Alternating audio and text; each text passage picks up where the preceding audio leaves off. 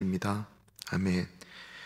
다니엘서 3장 13절에서부터 23절까지 말씀입니다. 다니엘 3장 13절에서부터 23절 하나님의 말씀 받들어 봉독할 때에 살아계신 하나님의 음성 들으시기 바랍니다.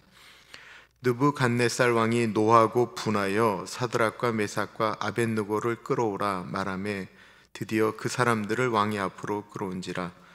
느부갓네살이 그들에게 물어 이르되 사드락 메삭 아벳느고야, 너희가 내 신을 섬기지 아니하며 내가 세운 금 신상에게 절하지 아니한다 하니 사실이냐?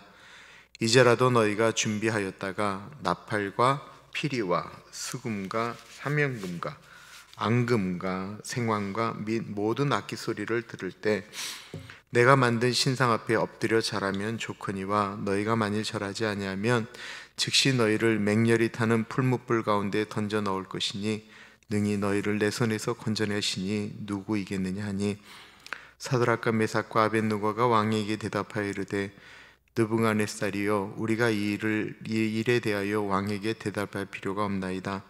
왕이여, 우리가 섬기는 하나님이 계시다면 우리를 맹렬히 타는 풀무불 가운데서도 능히 건져내시겠고 왕의 손에서도 건져내시리이다.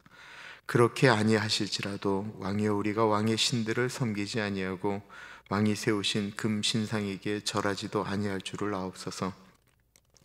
느부갓네살이 분이 가득하여 사드락과 메삭과 아벳느고를 향하여 얼굴빛을 바치고 명령하여 이르되 그 풀무불을 뜨겁게 하기를 평소보다 7배나 뜨겁게 하라 하고 군대 중 용사 몇 사람에게 명령하여 사드락과 메삭과 아벳느고를 결박하여 극렬히 타는 풀무불 가운데 던지라 하니라.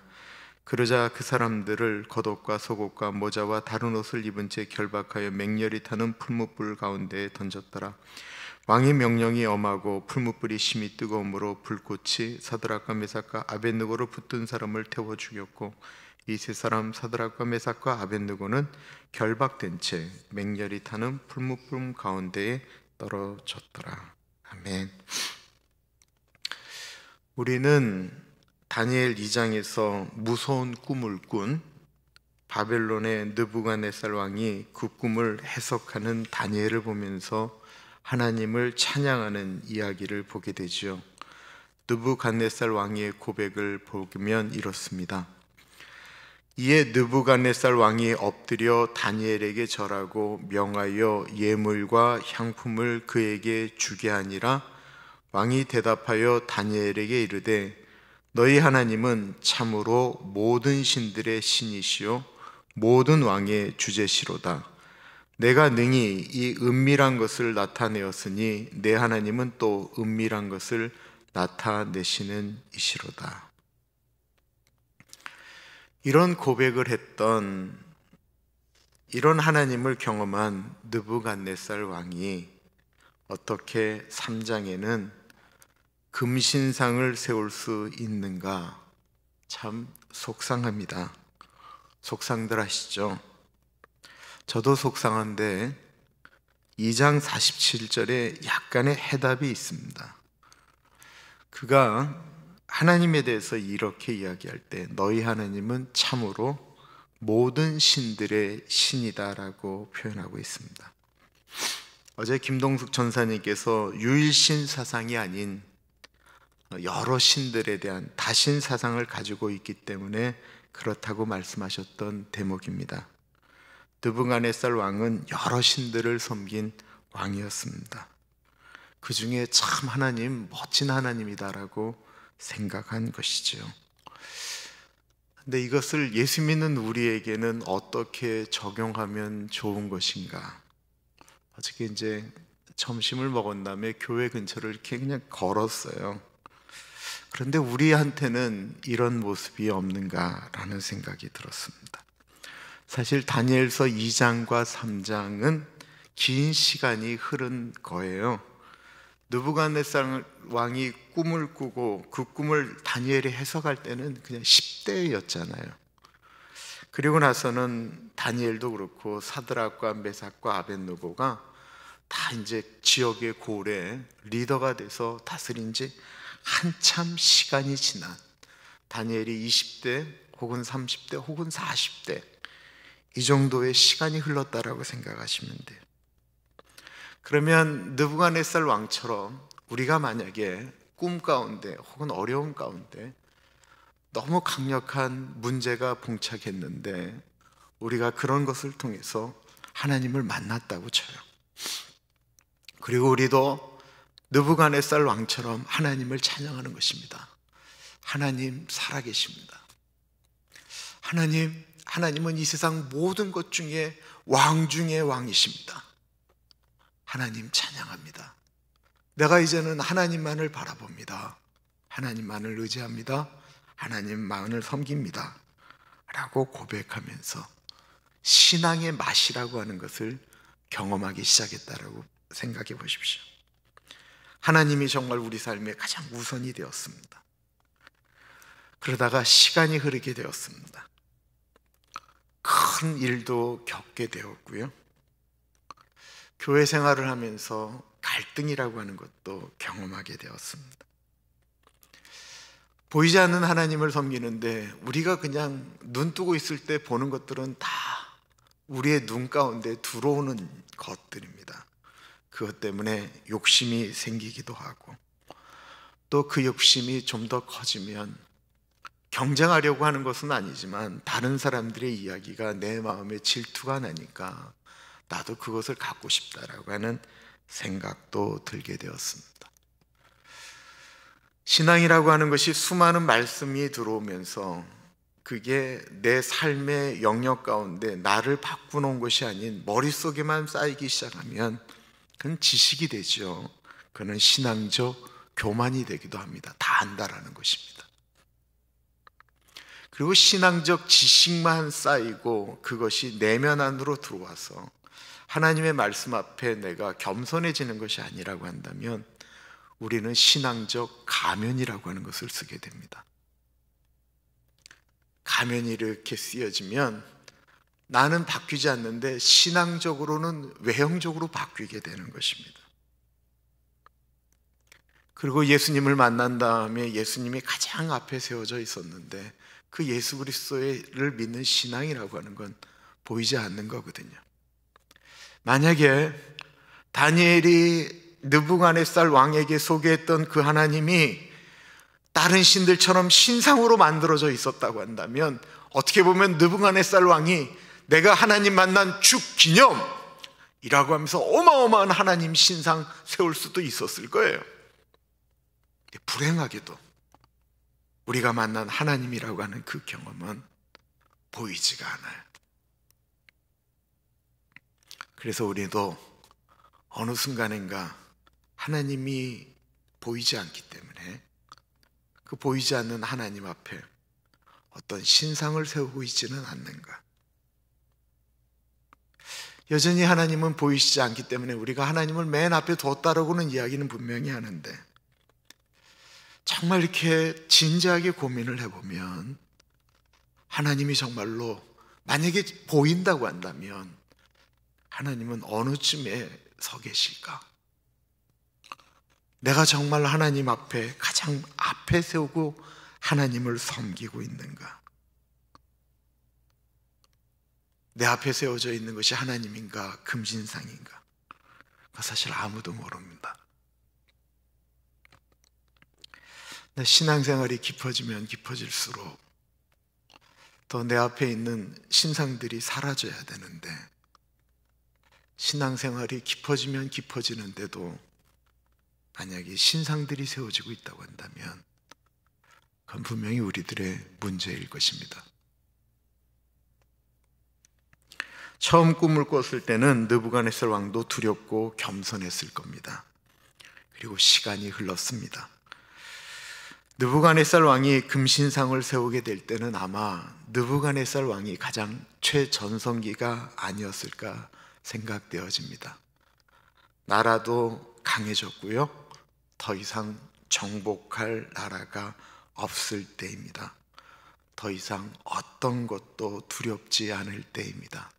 마치 다윗이 더 이상 전쟁에 나갈 필요가 없어서 부하들 전쟁터에 내보내고 홀로 궁전 위에서 여유롭게 걸을 때처럼 말입니다. 느부갓네살 왕이 만든 신상은 여기 높이로 얘기하면 100피트 정도 되는 엄청난 신상입니다. 독재자들의 특징이 있습니다. 그것은 자신을 신격화한다라는 것입니다. 하이 히틀러, 예전에 한번 설교 시간에 말씀드렸는데요, 하이라는 말은 찬양 히틀러라는 말입니다. 북한에는 김일성 동상이 무려 3만 개가 서 있고요, 만수다 앞에 서 있는 것은 80피트 정도 되는 것입니다. 김일성 동상 보면 어마어마하게 큰 것 아실 텐데 그게 80피트인데 그 옛날, 지금으로부터 2500년 전에 100피트니까 얼마나 컸겠어요. 아마 그곳에서 제일 큰 곳이 아니었겠습니까? 참 어리석은 사람입니다. 그가 무서운 꿈을 꿨는데 그게 금신상이었거든요. 금신상에 갑자기 돌이 날라와서 금신상을 깨뜨리는 환상을 봤는데 그가 똑같은 것을 만들었다라는 것입니다. 그것을 만든 다음에 이가 내렸던 조소가 있죠. 무엇이죠? 어제 말씀 5절과 6절 보면 너희는 나팔과 피리와 수금과 사명금과 양금과 생황과 및 모든 악기 소리를 들을 때에 엎드려 느부갓네살 왕이 세운 금신상에 절하라. 누구든지 엎드려 절하지 아니하는 자는 즉시 맹렬히 타는 풀무불에 던져 넣으리라 하셨더라. 그런데 하나님은 뭐라고 말씀하십니까? 나 외에는 다른 신들에게 절하지 말라고 말씀하셨습니다. 우리는 가끔 이런 생각을 하게 됩니다. 하나님, 내가 지금 고개를 숙이는 건 가정의 평화를 위해서 하는 것입니다. 절대로 우상에게 절하는 것이 아닙니다. 하나님, 지금 저는 육체로는 절을 하고 있지만 정신은 온전히 하나님만을 섬깁니다 라고 말을 할 수도 있습니다. 정치인들이 예수 믿는다고 하지만 대선 때가 되면 절에 가서 부처님 앞에서 이렇게 합장하거든요. 불교에서는 합장한다고 해요. 그러면 저 정치인은 열린 정치인이라고 이야기를 하죠. 아마 그분은 그때 이러실 거예요. 하나님, 내가 대통령만 되면 멋지게 하나님께 드리겠습니다. 지금 제가 이게 살아있는 부처에게 절하지 않는 거 아시죠? 많은 생각을 하고 그것에 대해서 이렇게 해석하는 것은 다를 거예요. 어쨌든 사드락과 메삭과 아벳느고는 아무리 나팔을 불어도 절하지 않았습니다. 이들은요, 왕의 사랑을 받는 사람들이었습니다. 도저히 올라갈 수 없는 위치에 포로였는데 왕의 총애 때문에 올라가게 되었습니다. 포로인데 왕의 사랑을 받은 것입니다. 그런데 이들이 더 사랑했던 것은 하나님이었다라는 것입니다. 이 사람들이 왕을 사랑했습니다. 왕을 위해서 일했어요. 이 돈을 사랑하지 않았는가? 돈도 좋아했어요. 자신이 하는 일도 사랑했어요. 그러나 하나님을 더 사랑했어요. 제가 지금 돈을 사랑했다라고 얘기했어요. 여러분, 돈을 좋아하고 하는 게 나쁜 게 아니에요. 그렇게 얘기하면 참 힘들어요. 그러나 그 위에 하나님이 있으니까 돈을 사랑한다라고 하는 말이 해당이 안 되는 거예요.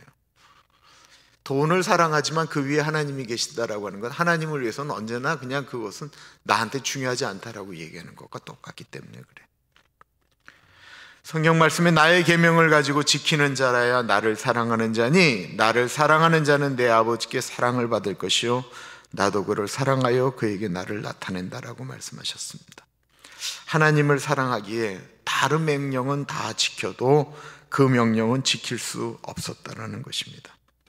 그들을 미워하는 사람들이 옳다구나 하고 느부갓네살 왕에게 고한 것이죠. 느부갓네살 왕이 이들을 좋아했다라고 저는 생각이 들어요. 그것 때문에 분하고 노하였다라고 이야기하지만 이들을 부른 다음에 다른 사람 같았으면 당장 명령대로 했을 거예요. 근데 14절과 15절을 제가 좀 따뜻한 느낌으로 이렇게 해석하고 있어요. 보세요. 느부갓네살 왕이 그들에게 물어 이르되 사드락 메삭 아벳느고야 너희가 내 신을 섬기지 아니하며 내가 세운 금 신상에게 절하지 아니한다 하니 이게 사실이냐? 아니지. 이제라도 너희가 준비하였다가 나팔과 피리와 수금과 사명금과 양금과 생안과 및 모든 악기 소리를 들을 때 내가 만든 신상 앞에 엎드려 절하면 좋거니와 너희가 만일 절하지 아니하면 즉시 너희를 맹렬히 타는 풀무불 가운데에 던져 넣을 것이니 능히 너희를 내 손에서 건져내시니 누구이겠느냐 하니.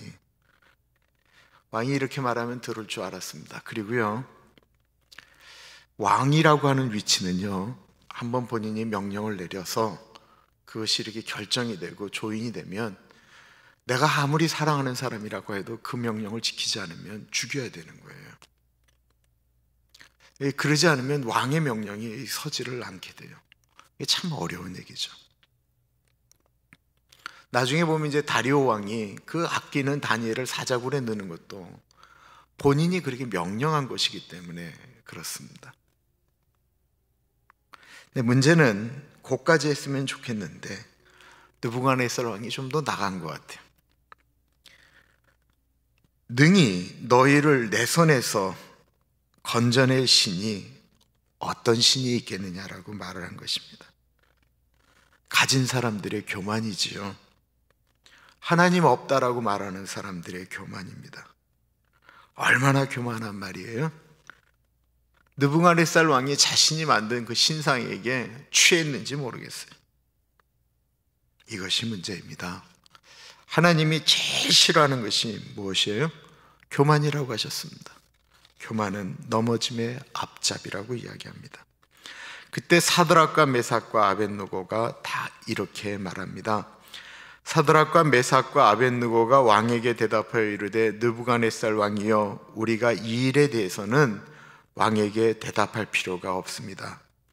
왕이여, 우리가 섬기는 하나님이 계시다면 우리를 맹렬히 타는 풀무불 가운데서 능히 건져내시겠고 왕의 손에서도 건져내시리이다. 그렇게 하지 아니하실지라도 왕이여, 우리가 왕의 신들을 섬기지도 아니하고 왕이 세우신 금 신상에게 절하지도 아니할 줄을 아옵소서. 예전 성경은 18절을 그리 아니하실지라도 라고 말씀하여서 그렇게 만든 찬양이 있죠. 이들에게는 하나님 아버지에 대한 절대적인 믿음이 있었습니다.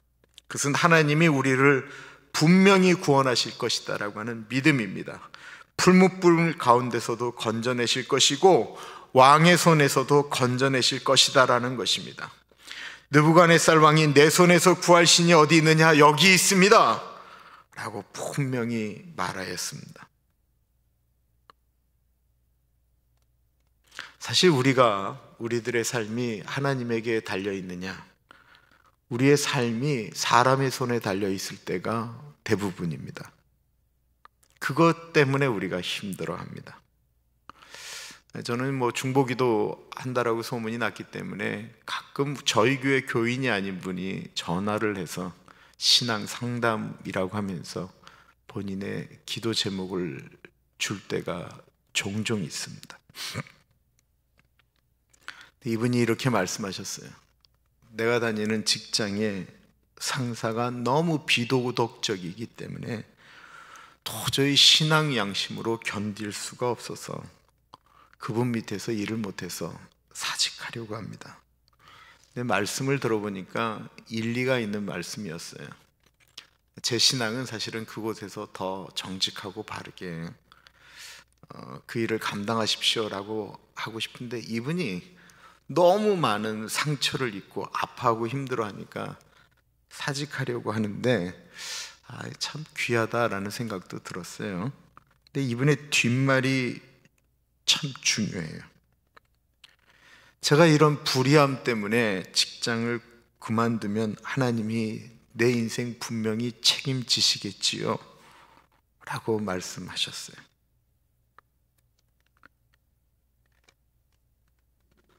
제가 그 말씀에 부담스러웠어요. 제가 그만두라고 하면 이분은 분명히 하나님 원망 안 하고 김인철 목사가 그만두라고 하지 않았느냐라고 말씀하실 것 같았어요.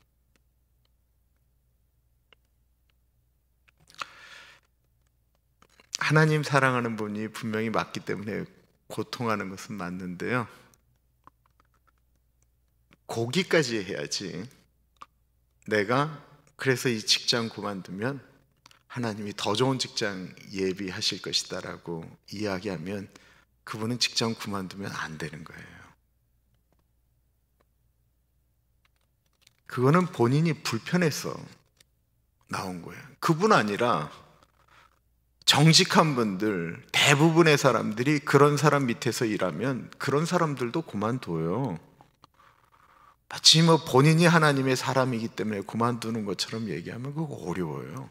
일반 사람들은 안 그런가요? 불의하고 부도덕한 사람 밑에서 어떤 사람은 일하고 싶겠어요?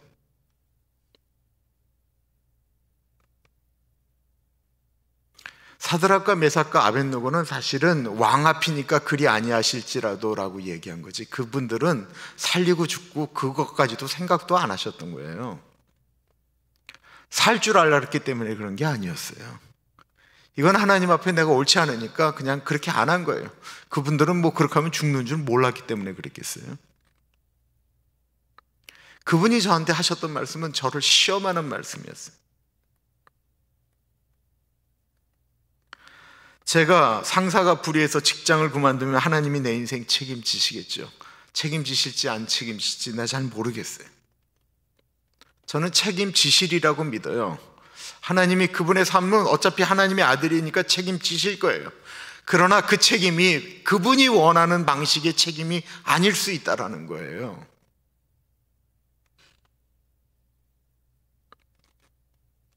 누군가 저번 때 이런 말씀을, 나 하나님 앞에 이거 드리면 저 굶어 죽어요 라고 말씀하셔서 제가 굶어 죽으실 것 같으면 절대로 내지 마세요 라고 말씀드렸어요.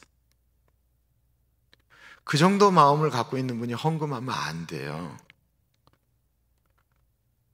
그건 이미 그 마음이 다른 거예요. 그 정도 믿음이면 뭘 하겠어요? 로마서 8장에 누가 우리를 그리스도의 사랑에서 끊으리요? 환난이나 공고나 박해나 기근이나 적신이나 위험이냐 가리랴. 우리가 믿는 하나님이 뭐 그런 거 자꾸만 계산하고 움직이면 그거 힘들어서 어떻게 신앙생활 하겠어요? 사도 바울이 로마서를 쓸 때는 예수 믿는다라고 고백하는 것 자체가 사느냐 죽느냐의 문제였잖아요. 로마서 14장에 보면 우리 중에 누구든지 자기를 위하여 사는 자가 없고 자기를 위하여 죽는 자도 없도다. 우리가 살아도 주를 위하여 살고 죽어도 주를 위하여 삭나니 그러므로 사나 죽으나 우리가 주의 것이로다. 이 멋진 말을 했던 이유는 이 고백이 사나 죽느냐의 문제였기 때문에 그런 것입니다. 바벨론에서 유대인들이 신앙을 지킨다라고 하는 것은 사느냐 죽느냐의 문제였지, 뭐 지금 우리가 고민하는 그런 것과는 좀 다른 문제였다라는 거예요. 사드락 메삭 아벳느고는 풀무불에서 하나님이 분명히 자신들을 구원하실 하나님임을 믿었어요. 그러나 하나님이 설령 그렇지 않으실지라도 하나님은 분명히 자신들을 죽어서도 구원하시는 분이다라고 믿었다라는 것입니다. 우리가 여기서 죽는 것은 하나님이 우리를 구원하지 못하셔서가 아니고 하나님에게는 다른 뜻이 있다라는 것이죠. 우리는 어떤 문제를 붙들고 날마다 기도합니다. 어쩔 때는 심각하면 금식을 하기도 합니다. 그러나 내가 그렇게 해도 안 될 수가 있습니다. 그래도 하는 것이 믿음이다라는 것입니다. 한 달 해보고 40일 해보고 100일 해보고 그리고 나서 나중에 내가 하는 말이 나도 다 해봤다라고 말하는 것은 믿음이 아니다라는 거예요. 그는 내가 어떤 것들을 정해놓고 하나님을 시험하고 하나님이 살아있느냐 안 있느냐 내가 결정한 것에 내 뜻대로 안 되면 하나님이 죽었다라고 얘기하는 것과 똑같은 것이다라는 것입니다. 지금도 잊지 않는 전화를 한 통 받았습니다. 9년 전에 받은 전화예요. 목사님 기도 잘 듣고 있습니다. 네, 고맙습니다. 그분이 전화하기에 되고 저에게 이렇게 말씀을 하셨어요. 저희 남편이 3년 반 전에 일을 하다가 감전사고로 식물인간이 되었습니다. 제 남편 병 간호한 지 3년 반이 되었습니다. 그때가 이제 저희 그 복음 방송에서 늘 스테이션을 이렇게 빌려서 하다가 스테이션 구입을 위해서 공개 모금 헌금을 할 때였어요. 이분이 뭐라고 말씀하시냐면, 내가 늘 복음 방송을 들으면서 빚진 마음이 있었는데 이번에 딸이 결혼하면서 들어온 돈을 그 스테이션 구입을 위해 헌금을 하고 싶습니다. 그럼 헌금하시면 되지, 왜 저한테 전화하셔서 말씀하실까요? 근데 기도 듣다가 목사님 교회가, 그땐 제가 이제 오렌지 연합교회라고 얘기할 때였잖아요. 오렌지 가나안 장로교. 그러니까 이분이 이제 이 본인 남편이 계신 곳이 아주 가까운 곳에 있었어요. 오렌지시에. 그러니까 가까운 것 같으니까 목사님이 직접 오셔서 그 헌금을 받아가시면 좋겠다라고 말씀하셨어요. 그래서 제가 여쭈었어요. 어디 계세요? 그랬더니 본인이 저녁에는 사랑의 교회 가셔서 기도하신다라고, 그래서 그러면 제가 사랑의 교회 가서 뵙겠습니다 라고 말씀하셨더니, 그러지 마시고 남편분 누워 계신 곳에 와서 기도해 주시면 좋겠다라고 말씀하셨어요. 그런 부탁받으면 목사가 얼마나 고민이 되는지 아시죠? 병을 고치시려면 조용히 목사님 모셔야지.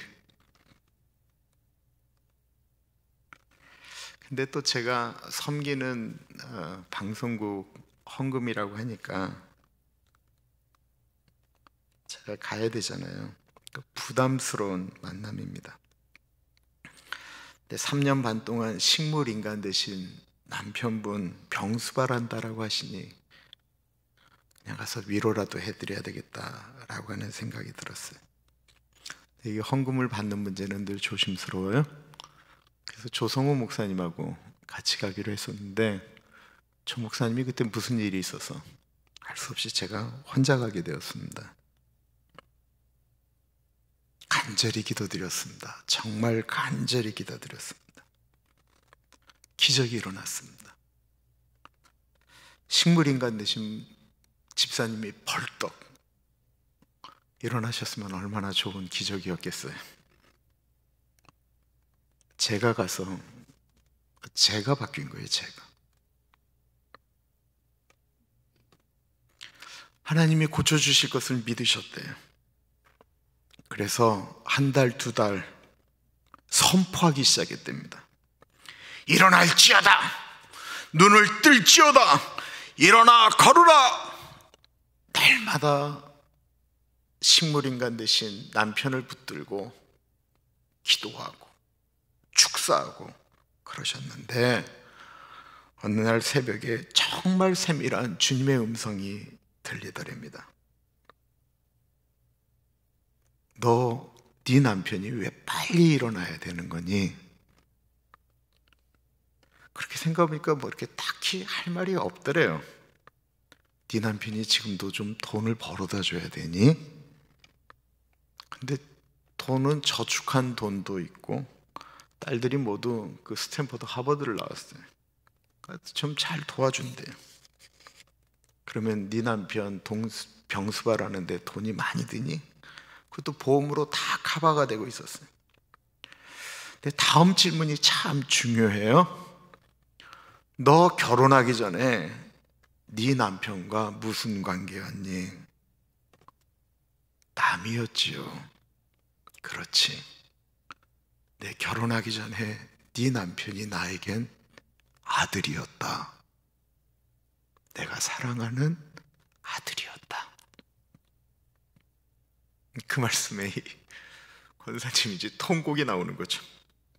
자신만 아파하는 줄 알고 하나님께 막 그냥 소리 지르고 막 이러는데, 하나님이 내 아들 누워있는 것 때문에 내가 너보다 훨씬 더 아프다라고 말씀하고 있었다라는 거예요. 그때부터 힘들었던 그 간호가 기쁨으로 2시간마다 말 못하는 남편 욕창 걸리지 않게 해달라고, 안 걸리게 해도록 2시간마다 몸을 돌리는 거예요. 그 최복규 집사님 몸이 뭐 제가 봐도 210파운드는 넘는 굉장히 거구이신데 그분의 몸을 돌려요. 물론 간호사가 돌릴 수 있지만 다 못하는 거 아시잖아요. 이분이 몸을 돌려요. 이 자가호흡이 안 되는 그 가래를 다 받아내세요. 그러면서 성경 보고 전도하고, 이분이 얼마나 늘 웃는 모습으로 그 곳에 계셨는지 거기에 있는 그 이슬람, 힌두, 불교인들이 다 어려운 일들이 일어나면 이분에게 기도 부탁을 했어요. 내가 그때 기도를 하는데 내가 뭐 그렇게 하려고 기도했던 게 아니에요. 내가 갑자기 하나님께서 나에게 주시는 감동이 있어서 내가 권사님에게 내가 당신을 여기 선교사로 파송합니다 라고 하면서 선포 기도를 했었어요. 이분이 그러면서부터 이제 그 남편을 이제 보살피기 시작하면서 뭐 하루 종일 남편 옆에 있었던 거예요. 하루 종일. 그러면서 이제 남는 시간에 말씀을 요절을 외우기 시작하니까 600구절을 넘게 외웠고, 시간이 지나고 좌절될 때마다 그때마다 말씀을 붙들고 다시 일어나고 했는데, 얼마 전에 탕자 비유를 읽는데 마치 하나님이 자기 아들을 기다리시는 것처럼 권사님에게 이렇게 이야기하더라는 거예요. 네가 내 아들 기다려줘서 참 고맙다라고 하셨다라는 거예요. 제가 그분의 말씀을 처음 만나서 2시간을 넘도록 들었는데 제가 그때 얼마나 부끄러웠는지 몰라요.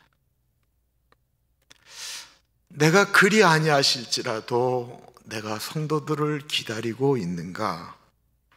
내가 그럴 자신이 없더라고요. 나는 노력하는 거지. 그분은 한마디 말도 못하는 남편, 눈도 못 마주치는 남편, 자신의 이야기를 들어주는지 마는지 모르는 그분에게 성경을 읽어주고 하루에 13시간씩 3년 반을 그렇게 하셨다라는 거예요. 제가 기도를 그 다음부터 얼마나 많이 했겠어요. 하나님 아버지, 세상에 저런 분이 어디 있습니까? 하나님, 저런 분이 어디 있어요? 권사님이 남편이 분명히 일어난다라고 믿고 하나님도 그러셨다는데 하나님 보여주셔야 될 거 아니겠어요? 제가 거의 빼놓지 않고 기도했어요. 그리고 저희가 그때는 화요일 날 여기서 화요 저녁 기도회가 있었거든요. 권사님이 저녁에 오셔서 여기서 같이 기도하셨었어요. 그리고 나서 시간이 더 지났습니다. 9년이 지나고 올해 3월에 목사님, 하나님께서 내 남편 데려가셨어요. 그래서 그 제가 장례식을 남가주 동신교회에서 했는데 제가 그때 기도를 했습니다.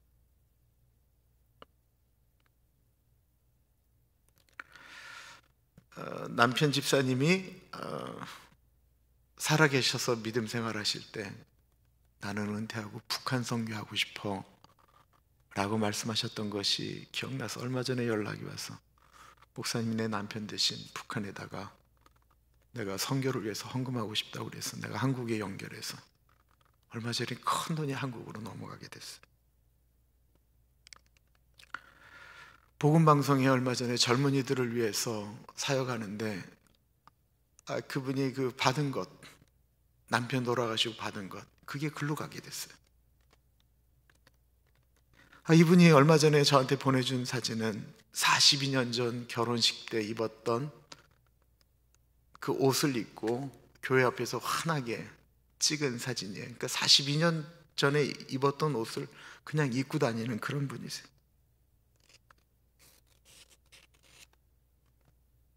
권사님의 책이 올 12월 달에 나오게 됩니다.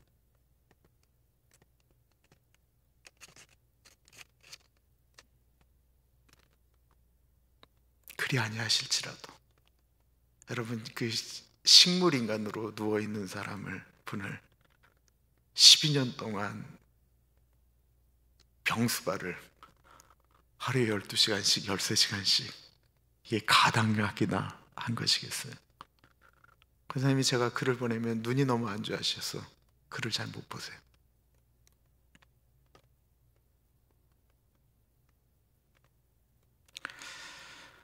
믿음이라고 하는 것은 눈에 보이지 않는 것이지만 믿음의 행동은 눈에 보이는 것입니다. 저는 제 신앙 아시잖아요. 하나님이 부르십니다. 호흡기 떼세요. 저는 그러고 싶은 마음이 늘 굴뚝 같았어요.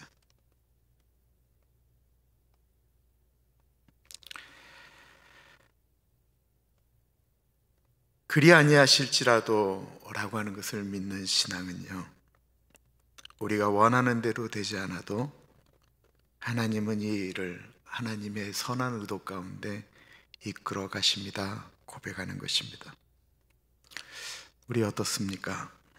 우리 앞에 혹시 하나님이 아닌 다른 것을 세워놓고 살아가면서 하나님 섬긴다라고 말씀하지는 않으십니까? 그러면 그렇게 아니하실지라도 말은 이라고 하는 이 자체가 아예 해당 사항이 없는 거예요. 여기까지 갈 필요도 없어요. 먼저 그러면 그때는 내 앞에 있는 것들을 뒤로 돌리는 게 중요해요. 예수님 만난 다음에 예수님은 가장 앞에 세우라고 집 팔고 이거 아니에요. 그냥 그것들을 하나님 뒤로 이렇게 넘기는 거예요. 그 작업을 먼저 하는 게 중요해요. 내가 정말 이거 하나님 뒤로 넘깁니다 라고 하는 것. 그리고 하나님이 내 앞에 가장 우선순위로 세워졌다고 한다면 어떤 일이 발생하더라도